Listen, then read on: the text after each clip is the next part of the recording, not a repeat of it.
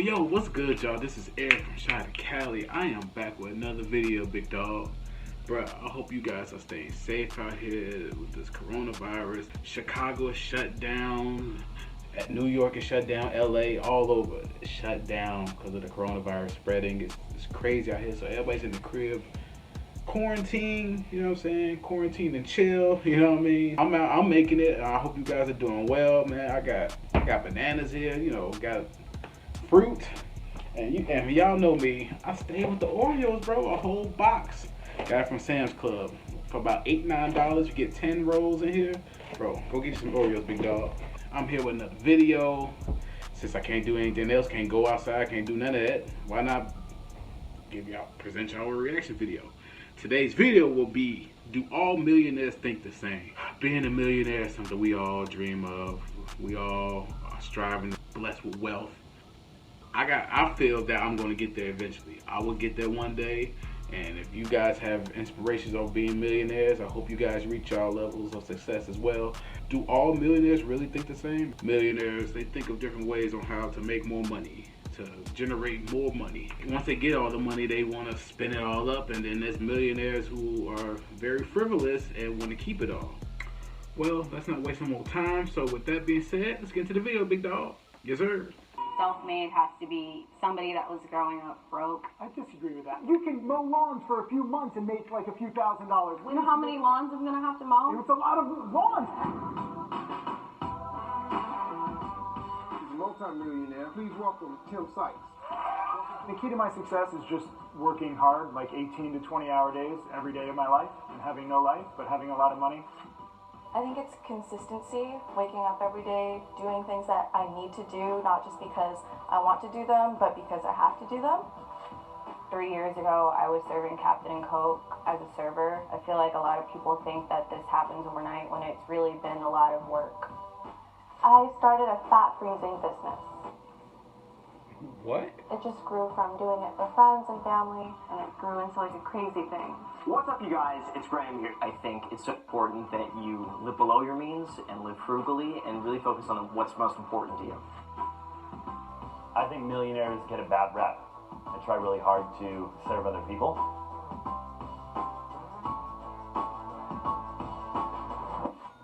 I am self-made. 3, 2, 1, go.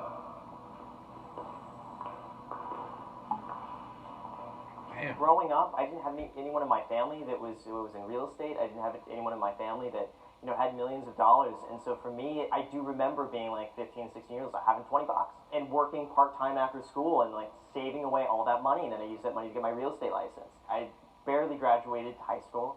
I never went to college, 2 divorced parents, so I should not have become wealthy statistically. But I believe that I put in the work and I really wanted something and I was really determined and I really enjoyed what I do, and that, accumulated to where I am today. I literally started from the bottom. I'm not saying that I was ever homeless or anything, but I did grow up in a single-family household. We ended up sharing like a one-bedroom apartment with 5 people living on one bed. Living through those struggles really did put into perspective that I just wanted more out of life. So I went out there and I did whatever it took to build my wealth. And even though all odds were stacked against me, like I failed out of business administration. My counselor told me I would never make it in business, but I took that and it lit a fire under me to prove her wrong almost. It's crazy that we have people, who always gives us doubt when we're trying to accomplish anything these days. And it's I think it's shitty that people are so negative, so narrow-minded when people say they're going to do this or do that to get where they want to go, and then you got people just trying to shit on those dreams and those goals that you're trying to obtain. And I don't like that, bro. I'm not a fan of that. I'm always a fan of people shooting for the stars and succeeding in everything they're trying to do, bro. I feel like personally, self-made has to be somebody that was growing up broke, in my opinion. Like you got it from the bottom. And I didn't get it from the bottom. I disagree with that. I don't think you need to come straight from the bottom. Like I started with a few $1,000s. I know a lot of people who started their whole businesses with a few $1,000s. A few thousand is more than what I had, so in my mind, like a few thousand isn't going to make or break your business, like your life. Like you can't Let's say you start with $1,000. I still believe you're self-made. Even 10,000, even 20,000, because you're not truly like even 6 figures or 7 figures. I'm broke and I live at mom's house with $0. You're in a way better position. You can mow lawns for a few months and make like a few $1,000s. Like there's ways. You know how many lawns I'm gonna have to mow? It's a lot of lawns, but that is self-made. I know what it feels like to be poor. Don't we all? 3, 2, 1, go.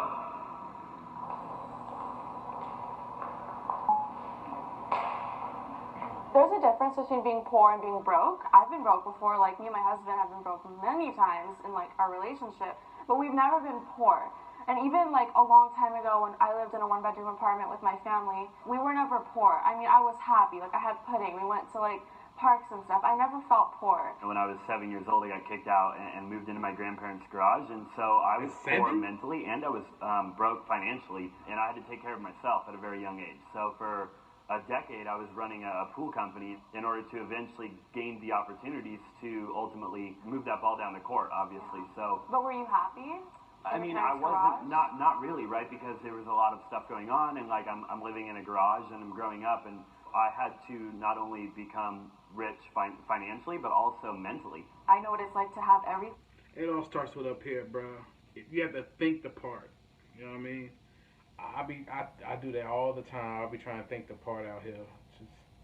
Just envisioning myself as being a wealthy man one day. And lose it all. So for me, my parents split when I was young. My family was broken. My mom had to then support 2 children. My dad had some nasty habits of gambling and lost everything. So he had a lot of debts that my mom ended up having to be chased for. And basically, I was 12 years old when I got my first job going door-to-door sales, selling newspaper subscriptions. And I had to bust my ass off to help my mom. So for me, I feel like we all start from somewhere and we go through certain emotions because it builds character. I like that. I'm jealous of you guys. I wish I had that mindset. Like I travel to third world countries to kind of see what it's like, but I still can't put myself like totally in that spot. I feel like, again, broke and poor are 2 different things. Like I grew up in a 2-parent home. I, went to prom in a Bentley. Like I grew up really, really great. But then I hit 20 and I moved out with some boy, and the situation got very, very domestic violence-y. Now, I was living in a penthouse, and I'm sorry, I got too much pride. I wasn't going to go back home. And, I'm like black and blue, like getting locked into like closets, like really, really toxic stuff. So that for me was very, very poor. Now, did it slingshot me to 6-figure a month income? Yes. But in that state of mind and in that environment, I felt like I was really poor. Like, I looked beat up, and my direct deposit was not going to fix a black eye, like. I hear that. I should pay more in tax. 3, Hell no. 1, go. Of course not. Of course not. Hold on. I feel like, you make more money, you obviously do have to pay somewhat more, but I don't feel like we deserve extra things to pay just because we have more money.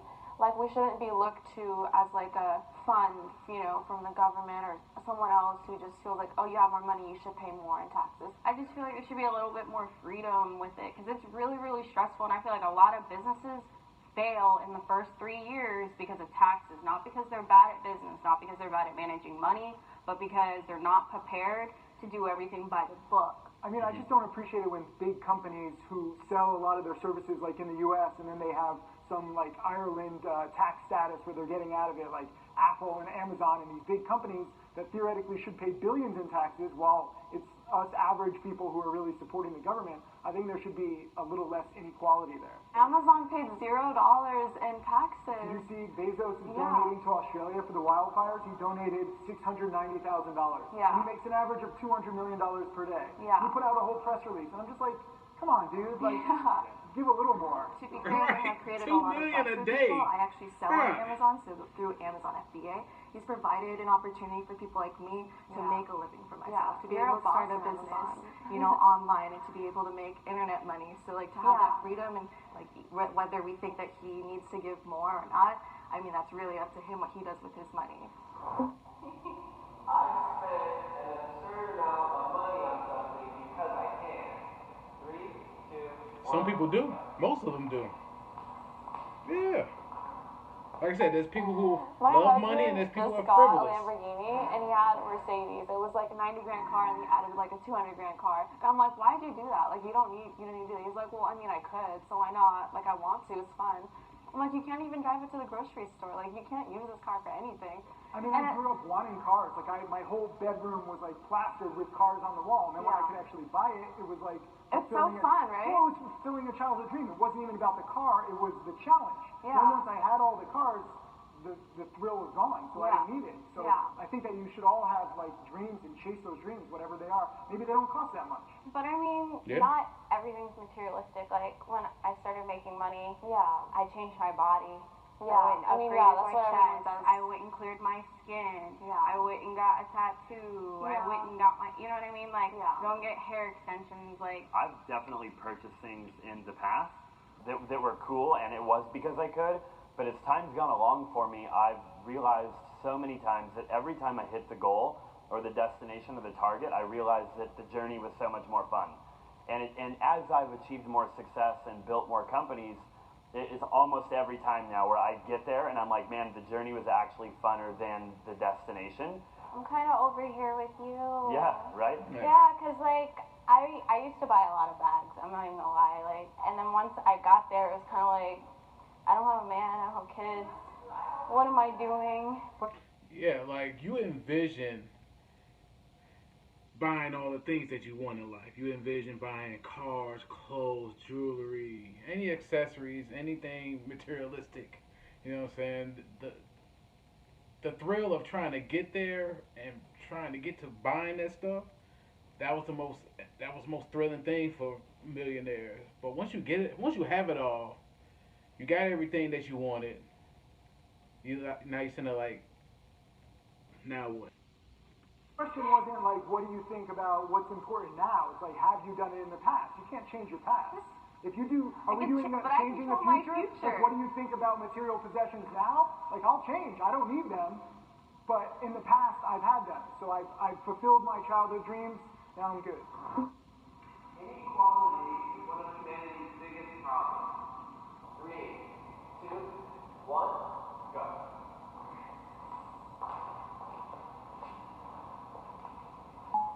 If we're talking about getting like successful, inequality is definitely not a problem. Like a homeless person has rose to fame overnight. I mean, if we're talking about inequality like with like the country, like that exists. But to become successful, inequality is not a problem. Anyone can make it. I guess the issue with inequality is that the rich are getting richer and the poor are not having access to those means.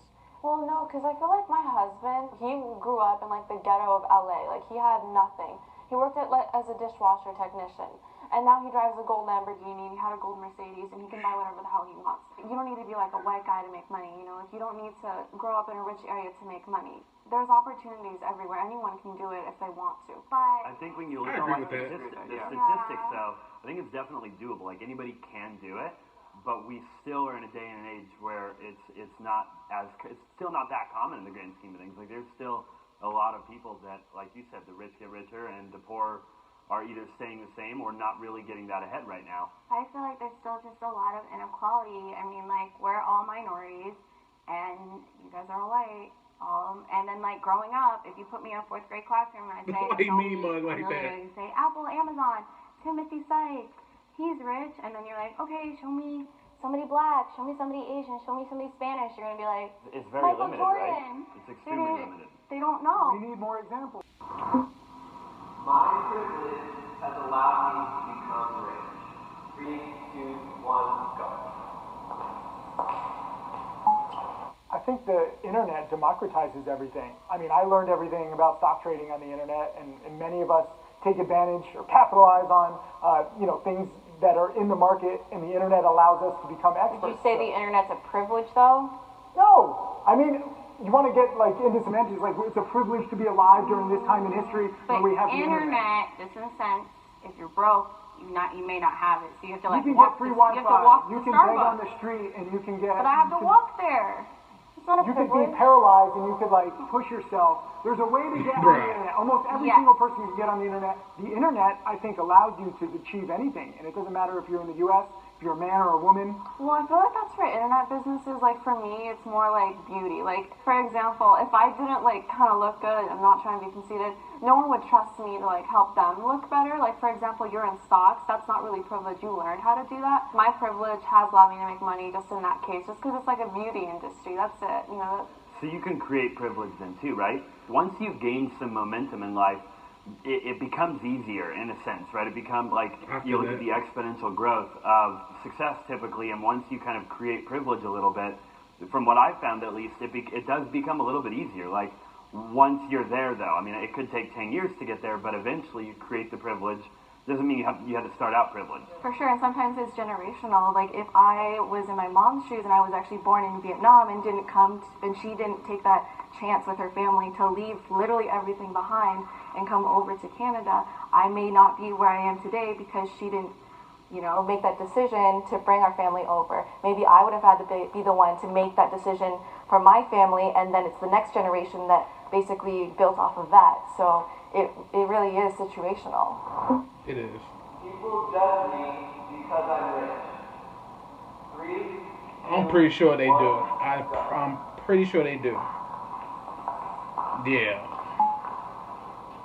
Exactly. We live in a world where social media is extremely prevalent. So like being on YouTube or Instagram or social media, a lot of it's like perceived. You are constantly getting like quote unquote judged. Right. But even on social media, it really just depends what you post. That's very much I have a a stupid controlled $30,000 environment. watch just for social media. Like Right. I don't even, if you ask me what time it is, I check my iPhone. I don't even know if this thing works. But like when you're trying to grow your business, especially for me, like in stock trading, why do you get into stock trading? Is it fun? No, it sucks. But you can make money. So for social media, you kind of have to show it. But even with social media, I mean, if you have 1 million subscribers on YouTube, I think you're rich. Yeah. Because I know YouTube is writing you a check, and I'm judging you off Direct that. deposit. But that's my point. Like, you don't have to post a flashy watch. You don't have to post a nice car anymore. Like, if I see, a large amount of subscribers on a monetized platform, I know you're getting direct deposit. I know something's keeping your lights on. Now, I'm not judging in a bad way. Of course, I work every day to try to make videos too. But in the same sense, like, we judge people that ask us for money. Word. buy happiness. 3, 2, 1, go. Yeah. It's kind of like that poor broke mentality all over again. Word. Like if you're Exactly. rich and you're like in a domestic violence relationship, like you're Like, some people feel like money can do a lot of things for you. You can travel, you can buy all the things you want, houses, investments, all that stuff. Some people look at money as happiness. You know what I mean? Money brings happiness to some people. Not everybody agrees, but money does bring happiness. I think personally for me, I think it'll be a balance of, it doesn't bring happiness, but then again it does because it gives me financial freedom. not happy, even though you might have money. But still, money can buy some things, and looking back, like, you're proud of your accomplishments, you're proud of the journey that you took to get to where you are, and in a way it can buy happiness. Money allows you to buy freedom, and then freedom gets you the ability to have more time to find what makes you happy. It's not a direct result. But it could That be, too. like, let's say your mom or your dad or somebody that had a severe illness, was in the hospital and they had X amount of time to live. Now, this person makes you extremely happy, and it's going to cost $1 million or $2 million for this surgery that And they you need save them. to survive, and you save them. Like, you quite literally just bought happiness. Now, that's not to say that it buys happiness in every area of life. But it can. But in certain areas, It like, definitely money can. definitely can buy My happiness. most fulfilling asset is the house that I bought my parents. And I am so grateful to be able to do You were that. serving another person. 100%. Exactly. Right, it's like pouring from an empty cup. You need to make sure that you fill your cup before you help other people.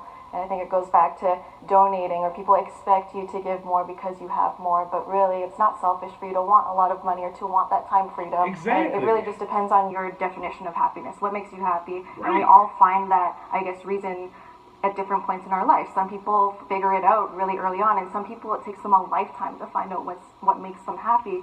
So even though you could have a lot of money, if you don't know what that reason is that drives you to do the things that you do, then really you're just not going to be happy whether you have money or not. It doesn't matter.